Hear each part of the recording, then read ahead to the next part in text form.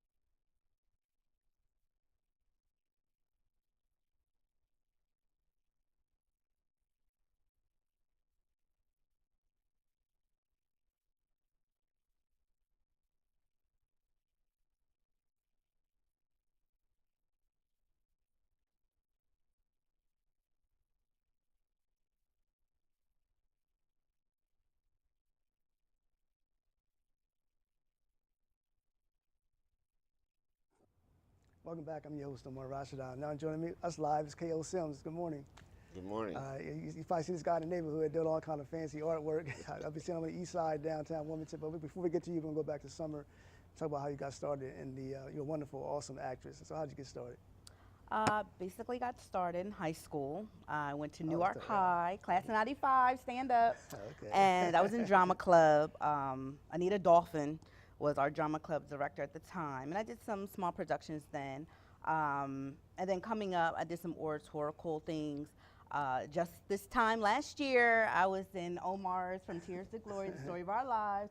Intriguing play, and I was in the play along with K.O., right? Yes. We had an awesome time. It was an awesome cast. Omar is an awesome playwright, and I played Ebony Bay, which is a Pan-Africanist who grew up civil rights, fighting for civil rights and equality. She also has a boyfriend, Shaka Thomas, who was locked up. Everybody loves that name. Shaka Thomas was locked up in jail, and he was assaulted by the prison guards there. So she's outside of the prison rallying to get equality and get justice for her boyfriend. Just this past December, I was in a production called Call Me Mr. Scrooge, and that was written by Harvey Trivet and directed by Connie Drummond. So those of you who know her, she is director of Artscape, and that I played the Ghost of Christmas Present in that production. So hopefully this upcoming year I'll be in more productions. I'm also a line dancer. I'm in a line dance group, Simply Steppin' in Sync, SSNS, Wilmington, Delaware. So I also do choreography. I teach as well as travel with my line dance group. So I've been in the arts, singing, dancing, acting for a long time. So. Okay. And K.O., you're a visual artist, so how'd you get started with the visual work? Well, I've been doing art since I was like 5 or 6 years old, and I kept on drawing. And I remember my favorite color was purple. Get the little perfect purple magic marker and start drawing and doing all kinds of stuff. And I love to draw horses. Then I love to draw swans. And then when I moved to Wilmington at the age of 15. I got the opportunity to go to Warner Middle School, and from there I got an opportunity to go to Del Castle. And when I got to Del Castle Vocational School, you had to pick 3 choices of what classes you went, and I had picked commercial art because I seen it. I picked masonry, and I also chose printing. And I got accepted in printing. There was no more openings for the commercial art classes in 1972. So next thing you know, somebody dropped out, and they came next door at the printing shop and said, "You can come to our class now in commercial art." Oh, wow. And so I continued to learn art at Del Castle, a wonderful school. The technology is so much different than when I went last, but it's updated. It was such a beautiful experience to start developing my art and my career, but I never paid attention to the word commercial art. So I wasn't there to learn anything about fine art. But after I graduated in '75, I went on to just start drawing and painting scenes of the city. And the next thing you know, I was constantly doing it everywhere, being seen, and I was like a traffic tourist guide or something like that, because they see me on the street drawing and painting or something, they say, "Well, do you know where such and such a street is?" Or "Can you tell me, show me that direction?" And I was like, "Okay, I'm the Wilmington tour guide." Right, definitely. Okay, Ashley, you're the one in the panel that works with children. I know you have a passion working with children. You had them on my show before, and more than likely you're gonna have them again on the show. What's it like working with children? Well, children are people. And, that's always the hardest thing to remember. As humans, as adults, we have days when we don't feel like it. We have days when we are distracted by whatever else might have been going on. We might be distracted because we spilled our coffee or missed a deadline or whatever have you. And children have the same types of distractions. It's not that large and looming, but for a child, if they can't find their purple marker or they are frustrated because they can't figure out how to tie their tap shoes, it's equally as devastating to them in that moment. And so I just find I try to continue to recognize and respect kids for their own thing that is very serious and very important to them at that moment. But at the same time, holding them accountable to different things. I know that at my studio, Piece of a Dream Academy of Dance, by the time kids, my threshold is by the time you have a cell phone, you need to be able to keep up with your schedule. Because all the cell phones have a little happy little calendar app in there. You know what days you have dance class. You know how to wake up and pick out your clothes for what you want to wear to school that day, which means you can wake up and make sure that you have the appropriate clothes in your dance bag. It's not mommy and daddy's job to make sure that you have the things that you're supposed to need for dance class. You can do these things on your own. And so I know a lot of the times the parents are like, oh my gosh, this is just so much. I was like, no, I'm actually helping you all out in the long run, because then that means that when this child is 16, 17, 18, they are not completely reliant on you to do every little thing for them, but they are, we're working on equipping them to be self-sufficient and have their own agency and have their own responsibility.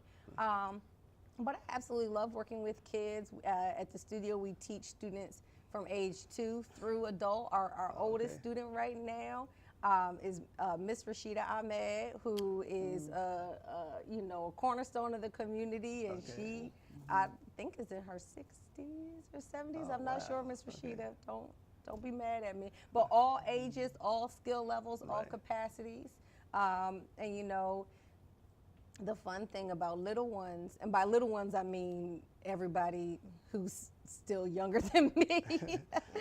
The fun thing about little ones is, you know, when they're 2 and 3 and 4, they're crying because they got a different color scarf than the scarf that they wanted. In elementary school, upper elementary school, they might be crying because somebody said something to somebody else and they're sad about that. In middle school, they're crying because of friend problems, and in high school, they're crying because overwhelmingly mom problems.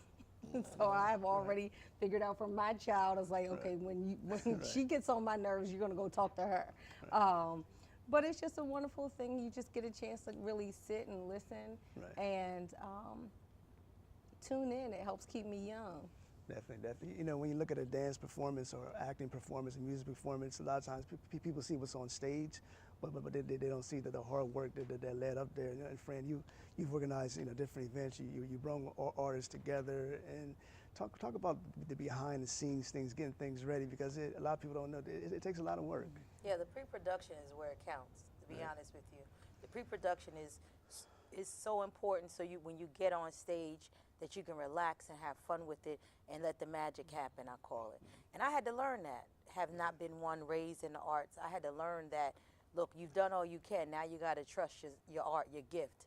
And so, but pre-production is so important. It's the non-glamorous stuff. It's the hardest thing to get people to understand, especially when you're getting people to work with you. And everybody wants to be on stage, but nobody wants to make the calls, send the emails, organize the production, you know, the detail, right? Down to the aesthetic, what it looks like on stage. How are we dressing? Do we look like a unified group or individual as well? What about the sound? What about the sound? You know, so many people do not invest enough time and money into having quality sound. And that's, to me, one of the most important things in a production when you have in live music or anything, where those mics have to work, the timing has to be on with the cues and the music.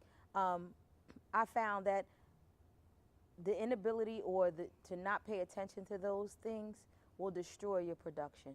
That's what makes, to me, my productions different than other entertainment productions, meaning, you know, concerts, because mine falls like in a concert venue, in a concert genre. So I pay attention, and I'm always in production mode. Everything is homework. Every time I go somewhere, I'm checking out, what is it about this production I don't like, that doesn't feel good? What is it that I see that can do better?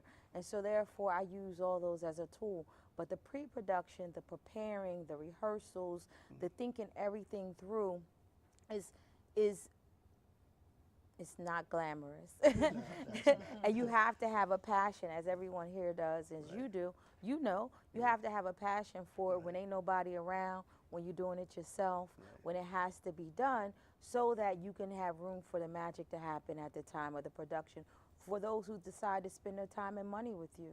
Because you have to value that. I want to make sure that our motto is at a Peace Lover production performance, every show is an experience, is a good quality experience. We want everyone to feel good, but you have to dig in. It's months worth of work, months, sometimes a year for the larger. That's why people haven't heard from me now, because I'm doing smaller things, because now God's place, I have to go bigger. To go bigger, that's why you only have an annual show. You know, it takes a whole year to prep for that show. It takes finances. And it takes money, exactly. It takes a lot of upfront cost. It has a lot of upfront cost, a lot of upfront cost. And again, the entrepreneurial thing comes in. You got to know how to price your product and service. You got to know your price points. You got to know all your costs. You got to know all those expenses. You got to know how to price that ticket, so that you got to know your break-even point.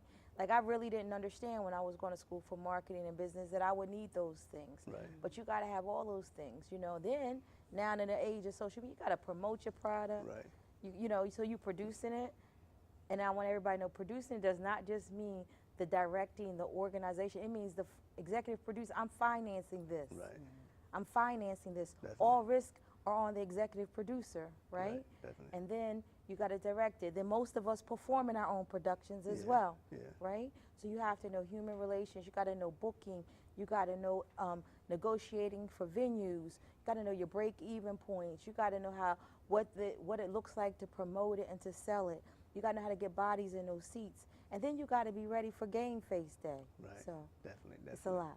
And on those same lines, Summer, you're an actress. I want you to talk about the significance. Some people say, I want to be an actress or actor, but knowing your lines, rehearsing, and then also working with other artists, other actresses and actors. Sometimes you can run into a little ego. So to talk about the significance of being able to work with others as well as knowing your lines when you're supposed to know them.